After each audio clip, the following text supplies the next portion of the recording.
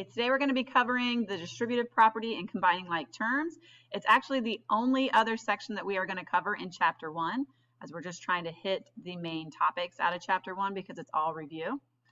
So let's talk about combining like terms first. Remember, what you're doing in combining like terms is you just group together the terms that are the same. So you can add x's with x's, y's with y's, constants with constants. So like here in this example, you had a 7n plus a 3n. So since they're both n's, what you really have is 10n. Where on this next one here, you have 6n, you have a 3. The 3 doesn't have an n, so they are not like terms, so you can't combine those together. But you do have another group of negative 2n over here, so you could put that with this first group of n. So then you combine your 6n minus 2n gives you the 4n, and then you still have the plus 3. This example here is going to get into also combining that with the distributive property.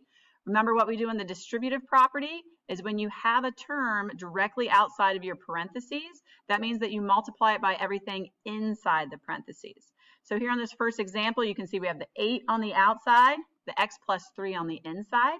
So you'd first go 8 times x, which would be 8x, and then 8 times 3 is positive 24. Same thing down here on this last example. You now have 3 terms inside called a trinomial. You have the number outside, so again, you'd multiply it through by everything on the inside. So each term on the inside gets multiplied by that term on the outside. So let's take a look. So again, you can find this in your note packet, or if you don't have that, then you can just use paper and write it down.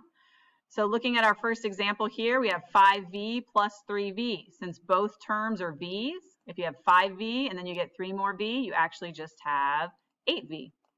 And that's that for that one, right? We're just combining like terms. Second example here, you can see we have a group of x's as the first term. We have a group of x's as the third term. So you combine those first. So 4x minus 6x. 4 minus 6 is negative 2. So we have negative 2x. And then we would still have that minus 9 term. It did not go anywhere. Typically, to be in proper form, you would write your variables, meaning your letters, before your constant, which is a term that does not have a letter. So that's why I put my x's before my constant.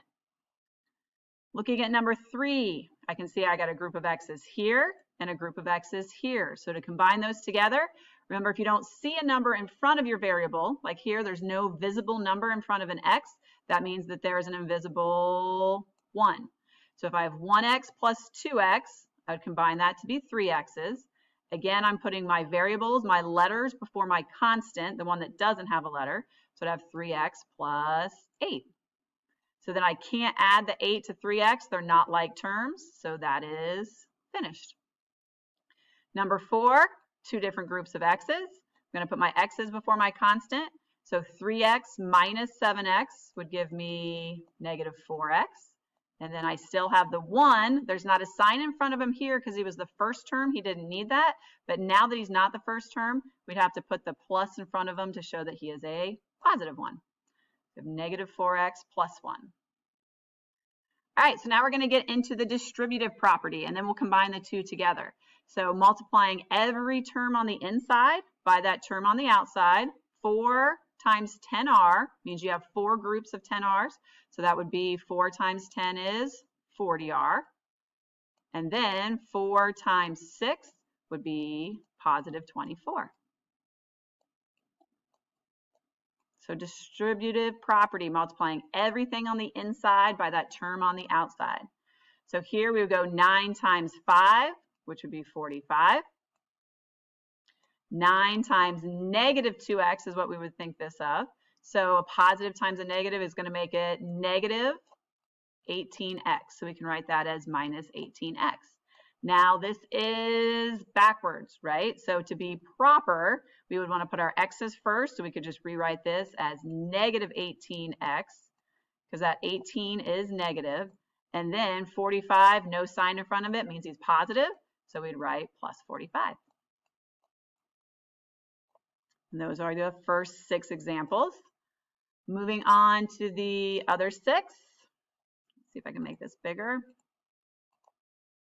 Looking at number 7, now we're distributing a negative So we want to make sure that we take that sign with us. So negative 5 times 7x is going to be negative 35x. And then make sure you consider your signs. This is negative 5 times negative 5. A negative times a negative is a positive, so it becomes positive 25. So we have plus 25. So your final answer there is negative 35x plus 25. So remember, a negative times a negative is a positive. Next one, negative 10 times x would be negative 10x.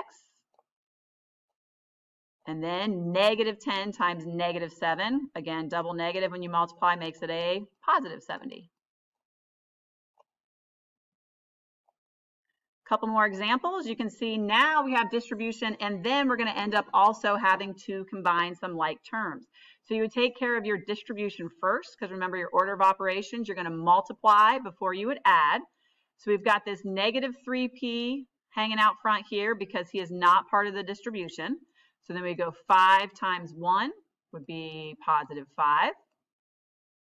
Finish our distribution. 5 times 3p would be positive 15p. But now you can see we can't stop because you're not in simplest form until you combine your like terms. So I can put my two groups of p's together. So negative 3p plus 15p would give me 12p. And then I still have the positive 5. So you end up with a final answer of 12p plus 5. Similar on number 10, again, we would have to multiply, do our distribution before we could add and combine like terms. So the negative 2 is going to stay negative 2 for a little bit. We have 5 times negative 6, which would be negative 30. Keep going through. 5 times 10m would be positive 50m. So this time I do see like terms. I've got this group of m's. I don't have any other groups of n's, but this guy is a constant, and so is this guy. They're called constants because they remain constant because they don't have any variables. So I can combine those together, but first I'd want to put my variable. So I have 50m, and then when I combine my like terms, negative 2 minus 30 would be negative 32. So I'm sitting at a final answer of 50m minus 32. All right, last two, same thing. I've got 9p hanging out front. I would distribute. Negative 9 times 1 is negative 9. Negative 9 times negative 3p. So remember, a negative times a negative is going to make it a positive 27p. So I can see I've got like term groups. I've got two different groups of the variable p. So I'm going to put those together. So 9p plus 27p gives us 36p. And then I still have the minus 9.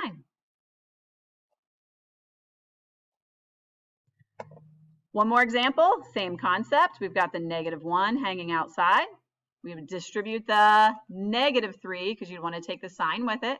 So negative 3 times negative 3 becomes positive 9. Negative 3 times negative 3n is positive 9n. So again, I can see I've got two groups of constants that I want to combine together. But first, I would write my variable. So I have 9n leading this expression. And then when I combine my constants, negative 1 plus 9 is positive 8. And that is a little review on the distributive property and combining like terms. So go ahead and give that homework a shot. If you have any questions, please let me know. Have a great day. See you guys later.